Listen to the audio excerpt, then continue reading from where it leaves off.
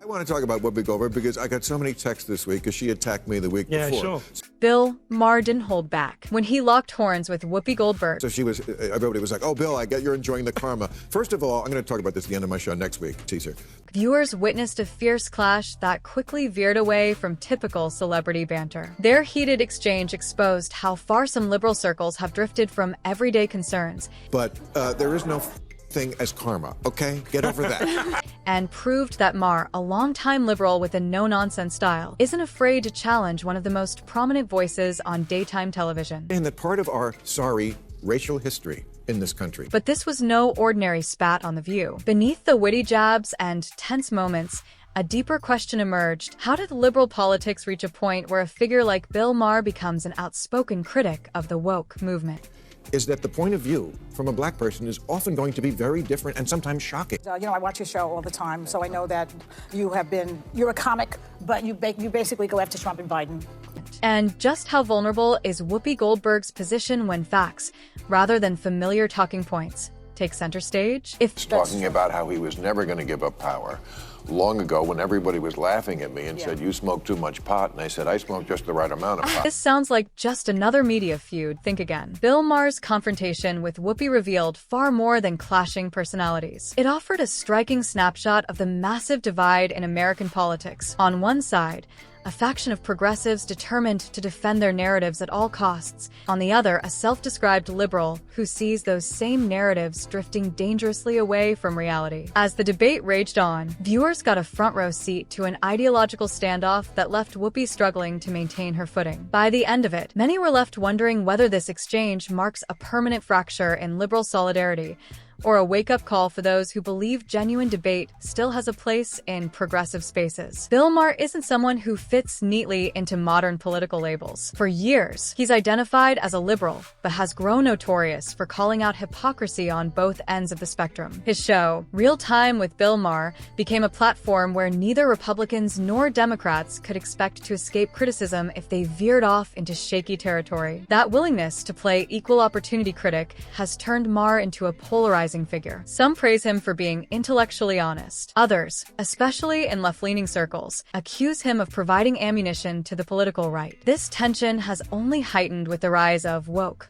culture, a term Maher has used to describe certain progressive ideologies that he believes stifle open discussion. In his view, well-intentioned social movements can morph into dogmas that shut down debate. Maher's critics say he's simply fallen behind the times. Maher's supporters argue he's one of the last liberals willing to question sacred cows on his own side. This balance of controversy and long-standing liberal credentials is exactly what made his confrontation with Whoopi Goldberg so riveting. Whoopi Goldberg holds significant influence on The View, a daytime talk show that often shapes liberal talking points for a national audience. She's known for championing progressive causes, from racial justice to women's rights, and her platform resonates with millions of viewers. Yet her approach has, at times, leaned heavily on emotionally charged rhetoric instead of granular, fact-driven analysis. Critics say her style often glosses over the deeper complexities of issues. Supporters see her as a passionate voice amplifying perspectives the mainstream frequently ignores. In recent years, Goldberg has come under fire for dismissing or downplaying criticisms of left-leaning figures and policies. Many applaud her willingness to stand up for what she believes is social justice. Others note that she can glaze over realities that don't align with her preferred narrative. This made her showdown with Bill Maher especially enthralling. He isn't a conservative challenging her from the outside, but a liberal insider who takes issues like hypocrisy and double standards very seriously. The tipping point came when Bill Maher challenged Whoopi's defense of liberal positions regarding crime, the economy, and the political aftermath surrounding President Biden's family controversies. Whoopi had dismissed rising concerns, such as inflation and personal safety, as exaggerated or as conservative propaganda. Maher's immediate counter? These issues aren't right-wing talking points. They're bread-and-butter realities for regular people. He called attention to everyday Americans grappling with soaring grocery bills, crippling rents, and an ever-present fear of urban crime. As Maher's point struck closer to home, Whoopi veered toward broader, generalized rebuttals. She pointed to systemic injustices that cannot be ignored, but rather than refuting Maher's facts, her stance felt vague, especially under the weight of specific examples. The conversation shifted into higher gear when Bill brought up the uneven coverage of controversies tied to President Biden, most notably his son, Hunter. Maher condemned how major media outlets buried or minimized that story ahead of the 2020 election, implying such suppression undermines public trust. Whoopi pushed back, suggesting these reports were part of a right-wing conspiracy. Yet Maher persisted, citing left-leaning journalists who admitted there had been deliberate downplaying of the situation. It was in that moment viewers saw Whoopi's composure falter. As Maher pressed her to confront the hypocrisy, didn't Biden insist no one was above the law just before pardoning his own son? She offered no direct answer. Instead, she pivoted to the dangers posed by Donald Trump, a standard defense that didn't address the actual question. As the exchange continued, Maher zeroed in on a glaring contradiction. Many progressives, particularly well-off or media-connected liberals,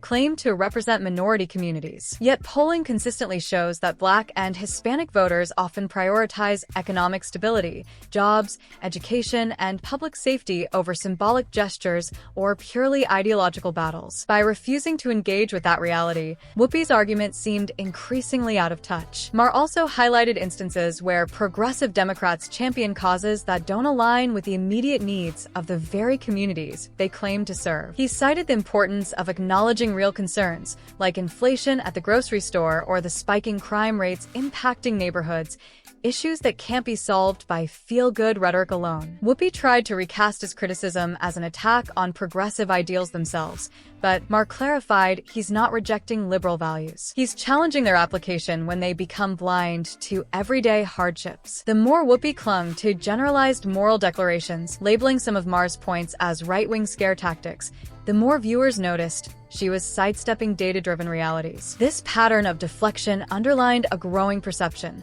that certain corners of progressive media treat inconvenient facts as threats to their worldview, rather than prompts for real discussion. Bill Maher didn't just target Whoopi Goldberg. He also took aim at mainstream media outlets for the way they selectively prioritize or conceal stories. According to Maher, many Americans have grown wary of media that appears more interested in shaping public opinion than informing it. He underscored how the Hunter Biden scandal had been treated as a fringe topic until after the election, and how this type of manipulation chips away at the audience's trust. Whoopi Goldberg dismissed these warnings, framing them as standard conservative fearmongering. Yet Maher reminded viewers that even liberal journalists, including some who initially dismissed the Hunter Biden story, later admitted there was a coordinated effort to diminish it during a crucial political moment. This isn't about whether one supports or opposes President Biden personally. It's about whether the press upholds basic standards of consistency and honesty. When pressed on this point, Whoopi pivoted again, speaking more broadly about preserving democracy. For Maher,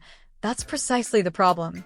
If championing democracy means sidelining inconvenient stories to protect favored politicians, how can the public be expected to trust anything else being reported? This refusal to tackle the specifics of narrative control made Whoopi's stance appear shaky. Maher's debate with Whoopi mirrors a broader reality. A significant portion of the electorate, including many liberals, is increasingly skeptical of what they perceive as performative progressivism. In their eyes, pressing economic and social concerns, like job security, education, and the skyrocketing cost of living, are overshadowed by cultural battles that often feel divorced from everyday life. Maher hammered home the point that Black and Hispanic voters have, in multiple polls, signaled more pragmatic viewpoints on law enforcement, border control, and even American patriotism. Yet influential progressive voices often lump these communities into a monolithic narrative, insisting they should align with more extreme left-wing positions. Maher argued that this disconnect is part of why some Democrats have seen diminishing support among working-class voters, who are increasingly lured by conservative populist messages, regardless of whether those messages solve their problems. Whoopi's defense, again, drifted toward the notion that conservatives were stoking fear. But Maher pointed out one crucial aspect. If Democrats do not address genuine anxieties about crime or inflation,